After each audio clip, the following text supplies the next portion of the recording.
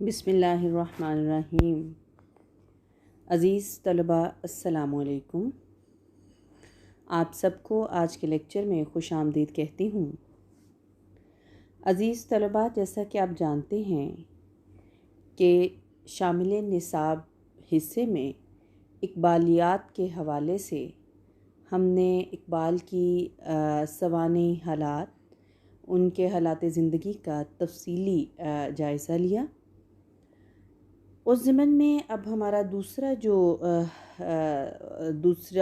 دوسری کڑی ہے، وہ ہے علامہ اقبال کی تصنیفات و تالیفات کا جائزہ لینا۔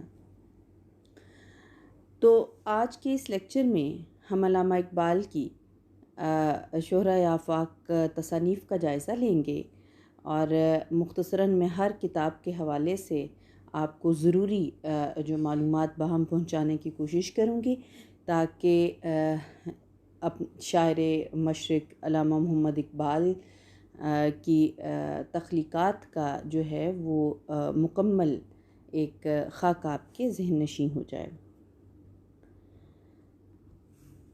علامہ اقبال کی عمر بھر کی تخلیقات کو بنیادی طور پر ہم دو حصوں میں تقسیم کر سکتے ہیں۔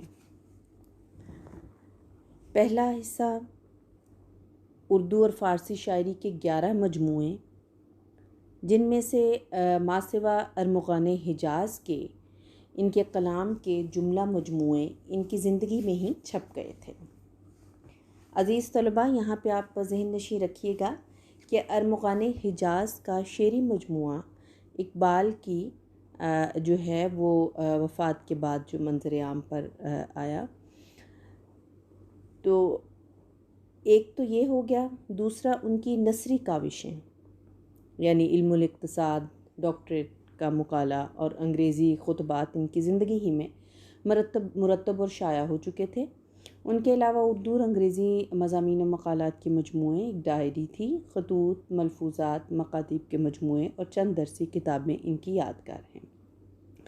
یعنی اگر ہم ان کو نکات کی شکل میں آپ کے سامنے جس طرح میں نے سلائیڈ میں پیش کیا ہے، تو آپ اس کو اس طرح کر سکتے ہیں کہ شعری تصانیف ان کی، نثری تصانیف، مکاتیب کے مجموعے، ملفوظات اقبال اور درسی کتب۔ اب ہم آتے ہیں سب سے پہلے اقبال کی شعری تخلیقات کی طرف۔ تو سب سے پہلے اسرار خودی۔ اسرار خودی اس مثنوی کی تحریر و تصنیف کا آغاز 1911 میں ہوا۔ یہ اقبال کی پہلی شعری کتاب تھی جو 12 ستمبر 1915 کو منظر عام پر آئی۔ یاد رکھیے، یہ اقبال کی پہلی شعری کتاب۔ بعض اعتراضات کی وجہ سے علامہ نے اسرار خودی کے دوسرے ایڈیشن میں بہت سی ترامیم کی اور متعدد اشعار نکال دیے۔ تیسرے ایڈیشن میں پھر حذف و اضافہ کیا اور اسے دوسری مثنوی رموز بے خودی کے ساتھ یکجا کر کے اسرار و رموز کے نام سے ایک ہی جلد میں شائع بھی کیا۔ تاحال یہ دونوں مثنویاں یکجا چھپ رہی ہیں، یعنی اسرار خودی اور رموز بے خودی کی ایک ملا کر جو شکل آئی، اس کو اسرار رموز کا نام دیا گیا۔ دوسری کتاب ہے رموز بے خودی۔ دوسری مثنوی رموز بے خودی کے نام سے اپریل 1918 میں شائع ہوئی۔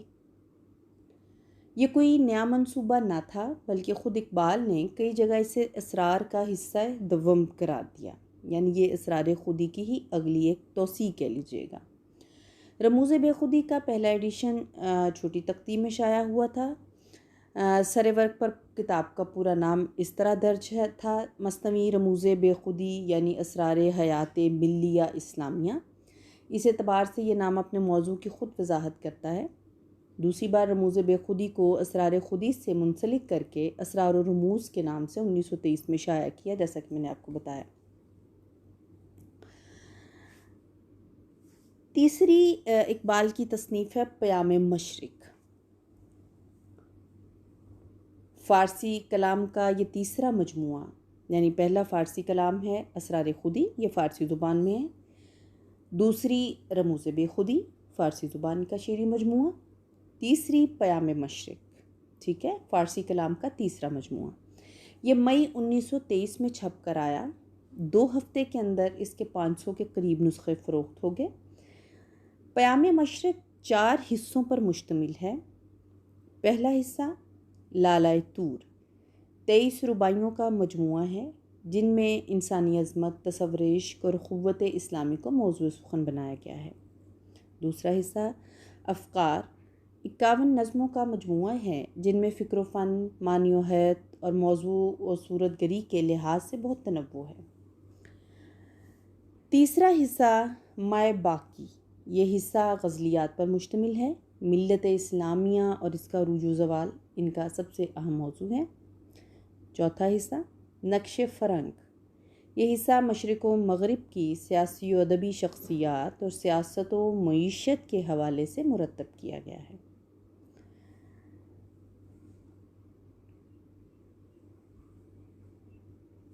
اچھا جی، اس کے بعد ہم بانگ درا کی طرف آتے ہیں۔ اردو شاعری کا یہ پہلا مجموعہ 1924 میں شائع ہوا۔ اگرچہ اردو کتاب کلام کا مجموعہ تیار کرنے کا خیال 1903 ہی سے ان کے ذہن میں موجود تھا، لیکن یورپ کے تعلیمی سفر سے واپسی پر ان کی طبیعت زیادہ تر فارسی گوئی کی طرف مائل رہی، اور پھر اس کے نتیجے میں بانگ درا کی اشاعت سے پہلے فارسی کے 3 مجموعے، جیسے کہ میں نے ابھی آپ کو اوپر بتایا، اسرار خدوئی، رموز بے خودی اور پیام مشرق، مرتب ہو کر شائع ہوئے۔ یہ اب آپ یاد رکھیے۔ اقبال کی بہت اہم کتب جو ہیں ان پہ آپ بہت زیادہ اپنا فوکس بھی رکھیں، اور اس کو میں تفصیل سے اس لیے بتا رہی ہوں تاکہ آپ کے ذہن میں جو ہے وہ زیادہ سے زیادہ چیزیں جو ہیں وہ راسخ بھی ہو جائیں، اور اقبال کے حوالے سے اس کو آپ یاد بھی رکھیے۔ تو اقبال کی ابتدائی جو کتابیں ہیں جو اردو کے مجموعے یا فارسی کے مجموعے ہیں، ان کو آپ ضرور یاد رکھیے گا۔ ملفوظات یا اقبال کے مکاتیب کے حوالے سے چیزیں جو ہیں چلیں وہ تو ایک الگ، میں اس کی بھی تفصیل آپ کو بتاؤں گی، لیکن ان کی شعری جو مجموعے ہیں وہ آپ کو یاد ہونے چاہیے۔ تو بانگ درا 3 حصوں میں منقسم ہے۔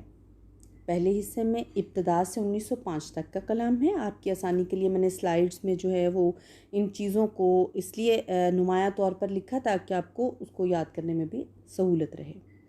دوسرا حصہ 1905 سے 1908 تک، اور تیسرا حصہ 1908 سے 1924 تک کے کلام پر مشتمل ہے۔ ہر حصے میں پہلے نظمیں اور بعد میں اس دور کی غزلیں شامل ہیں۔ کتاب کے آخر میں ظریفانہ کے عنوان سے اقبال نے چند طنزیہ و مزاحیہ قطعات بھی شامل کر دیے ہیں، جو ان کی ظریفانہ طبیعت کے عکاس ہیں۔ ان قطعات میں وہ اکبر آل آبادی کی پیروی کرتے دکھائی دیتے ہیں۔ زبور عجم پیام مشرق کی دوسری اشاعت کے تقریباً 3 برس بعد فارسی کلام کا چوتھا مجموعہ زبور عجم کے نام سے جون 1927 میں منظر عام پر آیا۔ یہ مجموعہ غزلیات اور 2 مثنویوں پر مشتمل ہے۔ پہلی مثنوی گلشن راز جدید شیخ سعد اللہ محمود شبستری کی معروف مثنوی گلشن راز کے جواب میں تصنیف کی گئی ہے، جس میں گلشن راز کے 15 سوالات میں سے 11 سوالوں کے جواب دیے ہیں۔ بندگی نامہ کے عنوان سے دوسری مثنویاں نسبتاً مختصر ہیں۔ اس کے بعد ہم دیکھتے ہیں جاوید نامہ۔ جاوید نامہ 1932 میں شائع ہوا۔ یہ کتاب اس اعتبار سے اقبال کی نہایت اہم تصنیف ہے کہ وہ اسے اپنی زندگی کا حاصل بنانا چاہتے تھے۔ جاوید نامہ میں کوئی دیباچہ شامل نہیں ہے، لیکن انہوں نے بعض خطوں اور بعض گفتگوؤں میں بتایا کہ یہ ڈیوائن کامیڈی کی طرح ایک اسلامی کامیڈی ہے۔ جاوید نامہ میں عالم افلاک کا روحانی سفر انہوں نے اپنے مرشد مولانا جلال الدین رومی کی رہنمائی میں طے کیا۔ مختلف سیاروں کی روداد سفر لکھتے ہوئے متعدد مسائل پر اپنے خیالات کا اظہار کیا۔ آخری حصے خطاب جاوید کے مخاطب تو ان کے فرزند جاوید اقبال ہیں، مگر اس خطاب میں عمومیت ہے۔ عام نوجوانوں کو زندگی کے نشیب و فراز اور تجربات سے آگاہ کرتے ہوئے چند اخلاقی اصولوں کی تلقین کی گئی ہے۔ اقبال جاوید نامہ کو اپنی جملہ تصانیف میں غیر معمولی اہمیت دیتے تھے۔ ان کے بقول کسی اسلامی زبان میں اس قسم کی کتاب اس سے پہلے نہیں لکھی گئی۔ اس کتاب میں بعض بالکل نئے تخیلات ہیں۔ مسافر۔ علامہ اقبال کے سفر انگلستان کی یہ منظوم رودات پہلی مرتبہ نومبر 1934 میں شائع ہوئی۔ سر ورق پر یہ الفاظ درج ہیں: سیاحت چند روزہ افغانستان۔ اس سفر میں علامہ اقبال کو افغان قوم کو قریب سے دیکھنے کا موقع ملا۔ وہ ان کے قومی خصائص، مہمان نوازی، جرأت و بہادری، سادگی اور خلوص، سخت کوشی اور خطر پسندی سے بہت متاثر ہوئے۔ بال جبریل اردو شاعری کا دوسرا مجموعہ، یعنی اس سے پہلے کون سا مجموعہ تھا؟ بانگ درا، اور اردو شاعری کا دوسرا مجموعہ مجموعہ کلام جو ہے بال جبریل 1935 میں شائع ہوا۔ اقبال کے ذہنی و فکری ارتقاء اور فنی پختگی کے اعتبار سے اسے ان کی اردو شاعری کی نمائندہ کتاب کہا جا سکتا ہے۔ اس کا تقریباً نصف ابتدائی حصہ غزلیات پر مشتمل ہے، باقی حصے میں چند قطعات اور طویل نظمیں شامل ہیں۔ ذوق و شوق، مسجد کرتبہ اور ساقی نامہ جیسی نظمیں اقبال کے اہم تصورات فکر جیسے زمان و مقام، مرد کامل، فقر، عشق و فن وغیرہ وغیرہ کے بیشتر پہلوؤں کا احاطہ کرتی ہیں۔ پس چہ باید کرد اے اقوام شرق۔ اپریل 1936 میں علامہ بسلسلہ علاج بھوپال میں مقیم تھے، تو اس مثنوی کا آغاز اسی دوران میں بھوپال میں ہوا۔ یعنی فارسی کی مثنوی جو ہے وہ علاج کی غرض سے جب بھوپال گئے تو وہاں انہوں نے آغاز کیا لکھنا۔ لاہور پہنچ کر سر راس مسعود کو لکھا، الحمدللہ کہ یہ مثنوی بھی اب ختم ہو گئی ہے، اس کا نام ہوگا پس چہ باید کرد اے اقوام شرق۔ یہ مثنوی مختصر ہے لیکن فکری اعتبار سے بہت باثروت اور معنویت سے بھرپور ہے۔ اقبال نے ملت اسلامیہ کو بطور خاص اور اقوام مشرق کو عمومی طور پر بیدار ہونے اور استعمار مغرب سے ہوشیار رہنے کی تلقین کی ہے۔ اس مثنوی میں بھی ضرب کلیم کی طرح علامہ اقبال کا لب و لہجہ بہت بے باکانہ اور زوردار ہے، اور عہد حاضر کے خلاف ایک جنگ کی سی صدا بھی ہے۔ طبع اول کے بعد مثنوی مسافر اور مثنوی پس چہ باید کرد دونوں ایک ہی کتاب کی صورت میں چھپ رہی ہیں، یعنی یہ دونوں فارسی مثنویاں جس کا تذکرہ میں نے پہلے کیا، مسافر، سفر افغانستان کی جو منظوم رودات ہے وہ، اور یہ۔ اب آئیں ضرب کلیم۔ ضرب کلیم اس کا نام ہی بہت معنی خیز ہے، اور موضوع کی مزید وضاحت کے لیے اقبال نے سر ورق پر یہ الفاظ تحریر کیے: اعلان جنگ دور حاضر کے خلاف۔ یعنی ضرب کلیم جو کہ ان کی اردو شاعری کا تیسرا شعری مجموعہ ہے، وہ ایک طرح سے دور حاضر کے خلاف اعلان جنگ تھا۔ اقبال نے سابقہ مجموعوں کے برعکس ضرب کلیم میں اپنے خیالات کو زیادہ واشگاف طریقے سے اور بلند آہنگی کے ساتھ پیش کیا۔ یہ نسبتاً مختصر نظموں کا مجموعہ ہے جس میں چند غزلیں بھی شامل ہیں۔ ارمغان حجاز 1936 کے بعد سے وفات تک کا اردو اور فارسی کلام ارمغان حجاز کے نام سے اکتوبر 1938 میں شائع کیا گیا۔ اس پر کسی مرتب کا نام درج نہیں، کوئی دیباچہ بھی شامل نہیں، لیکن قرائن کے مطابق اس کی ترتیب و تدوین کا بنیادی کام علامہ کے قریبی دوست چودھری محمد حسین نے انجام دیا۔ غلام رسول مہر بھی مشاورت میں شامل رہے۔ ارمغان حجاز کا 3/4 حصہ فارسی اور 1/4 اردو کلام پر مشتمل ہے۔ یعنی طلباء آپ یاد رکھیے کہ سب سے اہم چیز جو ارمغان حجاز کے حوالے سے ہے کہ اقبال کا وہ شعری مجموعہ ہے جس میں اردو اور فارسی کلام دونوں زبانیں شامل ہیں۔ زیادہ تعداد جو ہے وہ فارسی کی اور تھوڑی مختصر اردو کا مجموعہ ہے۔ ٹھیک ہے جی۔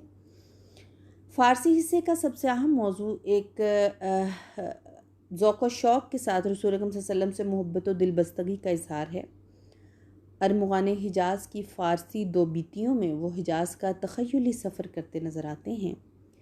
ये रुबाइयात सोज़े जुदाई, कैफ़ व मस्ती और वलवला और शौक़ से मामूर हैं। इक़बाल इन्हीं को एक अरमुगान के तौर पर, यानी अरमुगान कहते हैं तोहफ़े के तौर पर, हज़रत अकरम सल्लल्लाहु अलैहि वसल्लम की रसालत माब सल्लल्लाहु अलैहि वसल्लम की खिदमत में पेश करना चाहते थे। किताब के नाम की यही मानवियत है। दीगर मौज़ूआत में उम्मत मुसलिमा का इन्हतात और हुज़ूर हक़ में न्याज़मंदी, पीर रूमी की अज़मत, दुख्तरान मिल्लत को नसीहतें, मुसलमानान आलम को फ़रंगीयत से इज्तनाब और कलंदरी व बुलंद नज़री अपनाने और एहतराम आदमी की तलकीन वग़ैरह शामिल हैं। उर्दू हिस्सा चंद नहायत अहम नज़मों और दो बीतियों पर मुश्तमिल है। इस हिस्से में इब्लीस की मजलिस शूरा जैसी मारका आरा नज़्म के अलावा कुछ और मंज़ूमात भी शामिल हैं। तो ये अरमुगान हिजाज़ के हवाले से अहम जो चीज़ थी वो आपकी मैंने गोश गुज़ार कर दी।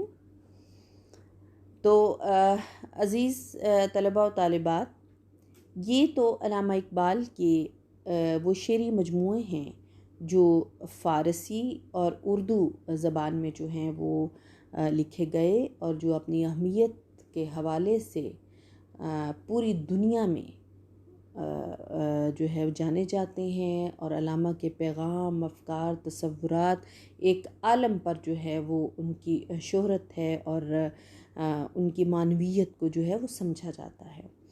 तो मेरी आपसे उम्मीद है और मेरी गुजारिश भी है कि आप इक़बाल की इन फ़ारसी और उर्दू जो शेरी मजमूए हैं उनकी बहुत मैंने कोशिश की है कि आपको जामे अंदाज में हर एक किताब की तफसीलात को मैं बता दूं ताकि वो हमेशा के लिए आपके ज़हन नशीं रहें। तो आप इन मसनवियों, इन शेरी जो मजमूए हैं फ़ारसी के, उनको और उर्दू के शेरी मजमूओं का आपको नाम और उनकी तफसीलात जो हैं वो अज़बर होनी चाहिए। तो इंशाल्लाह मुझे उम्मीद है कि इसकी तफ़हीम में आपको किसी किस्म की जो है वो मुश्किल नहीं होगी। इंशाल्लाह ये तो हमारी पहला जो हमारी शिक थी कि पहला नुक्ता था जिसमें हमने शेरी तसानीफ़ का जायज़ा लिया और ये बहुत अहम है आपके लिए हर नौइयत से। तो इसके बाद फिर अगला हम इंशाल्लाह लेक्चर में बाकी चीज़ों को हम देखेंगे जिसमें इक़बाल के जो हैं वो मकतूबात हैं, इक़बाल की नसरी किताबें हैं और उनके मकातीब हैं, फिर दरसी कुतब हैं, फिर मलफूज़ात के हवाले से। इसके अलावा इक़बाल का मतरूक कलाम भी जो है वो काफ़ी ज़्यादा वो भी है जिसको मुरतब करके शाया किया गया, लेकिन उसकी इंतहाई तफसील में मैं नहीं जाऊँगी क्योंकि आपके लिए ज़्यादा ज़रूरी है कि आप उनके शेरी जो मजमूए हैं उन पे अपना फ़ोकस भी रखें और उनके बारे में हर तरह की तफसील जो मैंने आपको स्लाइड्स की शक्ल में और वैसे मैंने आपको बहम पहुँचाए उनको आपको याद रखना है। ठीक है, इंशाल्लाह अगले लेक्चर में इक़बाल की बाकी नसरी तसानीफ़ और बाकी चीज़ों का हम इंशाल्लाह जायज़ा लेंगे। तब तक के लिए आप मुझे इजाज़त दीजिए। बहुत शुक्रिया। अल्लाह हाफ़िज़।